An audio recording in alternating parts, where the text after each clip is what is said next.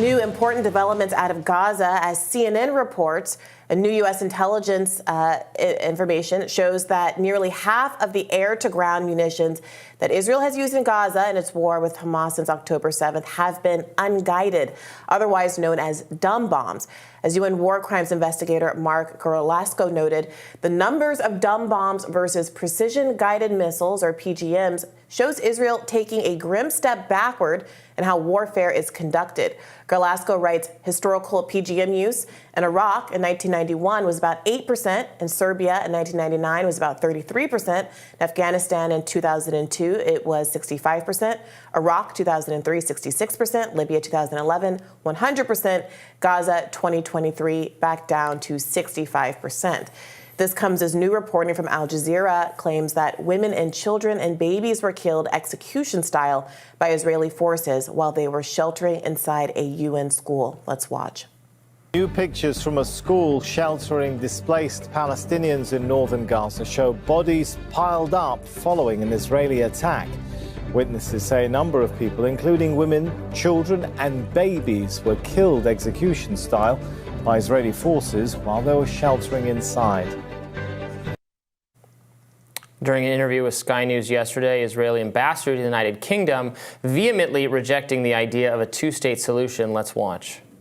Is there still a chance for a two-state solution? I think it's about time for the world to realize the Oslo paradigm failed on the 7th of October, and we need to build a new one. And in order to build a new one... Does that new one include the Palestinians living in a state of their own? Is that what it includes? I think the biggest question is what type of Palestinians are on the other side. This is what Israel realized do they have on the 7th a state, of October. though?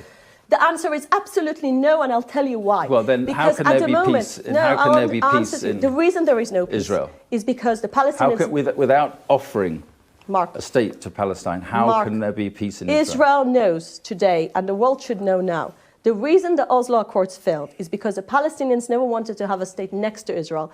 They want to have a state from the river to the sea. So the two-state solution is dead?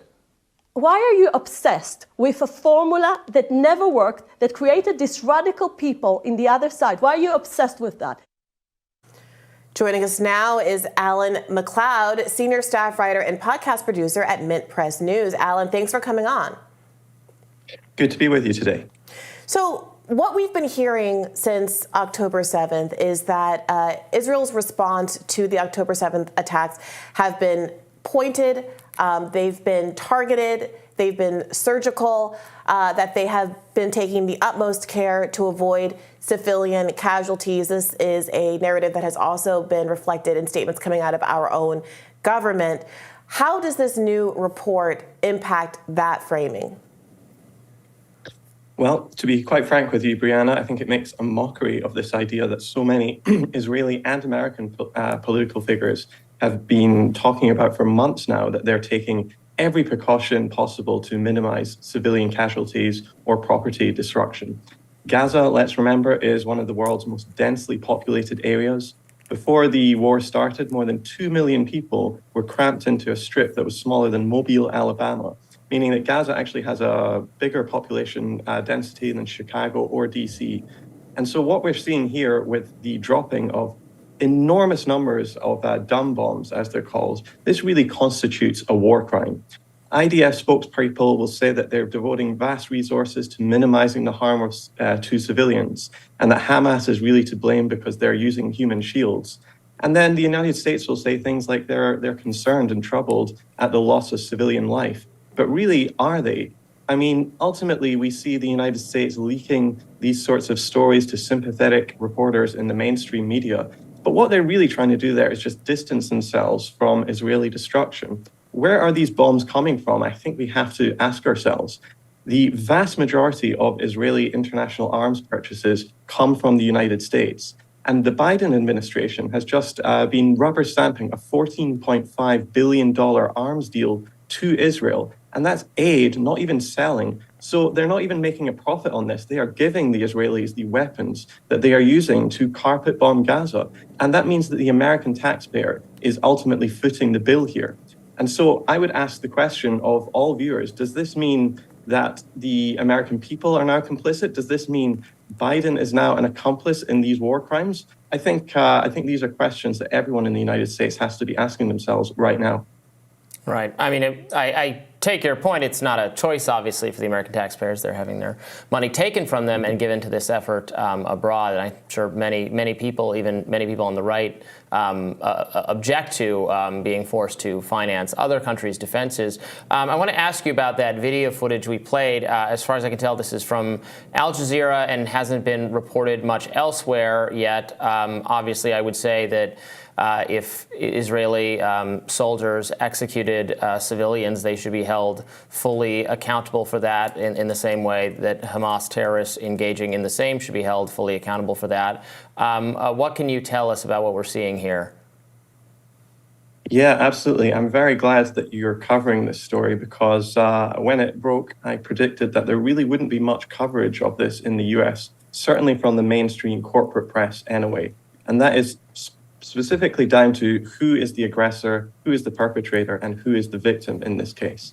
I think what we've seen since the start of this conflict, we've seen many Israeli claims, for instance, the 40 beheaded babies scandal, leading newspapers all around the world and leading news bulletins being the top story on news bulletins for days and days, with senior American figures coming out and denouncing what has happened based on actually not very much evidence. And now, 2 months later, I think most people can agree that that story was at least exaggerated, if not really quite fraudulent. And so this story that we're breaking right now, where the Israeli military is said to, according to eyewitnesses who spoke to Al Jazeera, come in and separated the men and women and children and executed them inside a school in northern Gaza, is just an absolutely heinous crime if it is indeed proven to be correct. And I would very much welcome as many investigations from international bodies and independent groups as possible so we can get to the bottom of this. We do have to treat this, of course, as an allegation, as we should treat everything in the fog of war. But these are the sorts of things that Palestinians have been worried about for a long time and have been mumbling about. And of course, if we go back in history, Israel has carried out similar massacres. I'm thinking about the Sabra and Shatila massacres of the 1980s, for example. And so, yes, we absolutely have to get to the bottom of this. But unfortunately, this thing seems to be getting swept under the rug by the corporate media in the West. Yeah, there's this interesting irony that I think, right, it's an allegation. It should be investigated and not simply taken as truth. But Israel has been obstructing international press from getting into Gaza. The press that's in Gaza is then characterized as untrustworthy because it is Arab press and characterized as biased by many people on the outside.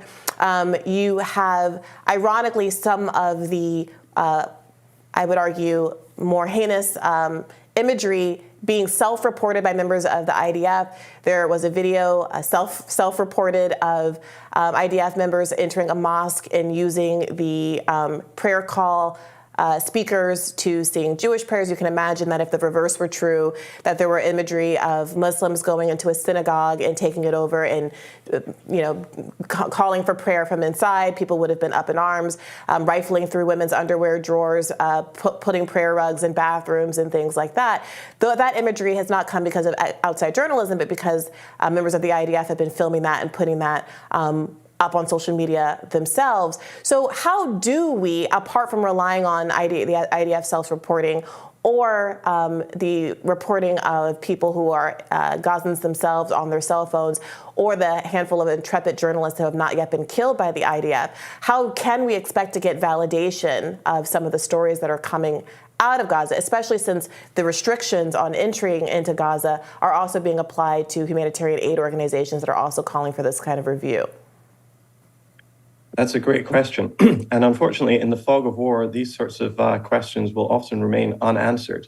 But one thing we shouldn't be doing is relying on corporate media. These just a handful of giant corporations own and control so much of what Americans see and hear if they turn on their television or open up a newspaper. You will see a wider range of of views and opinions held on social media, for example, you will see things circulating there that you will never see on your television or in your newspapers. But ultimately, I think it's very important to try to triangulate everybody's opinion by looking from a wide range of sources and realize that all journalists and all people, in fact, have their own biases, and we shouldn't be trusting anyone. And in that way, we can start to understand what the different sides are saying, and then take it from there.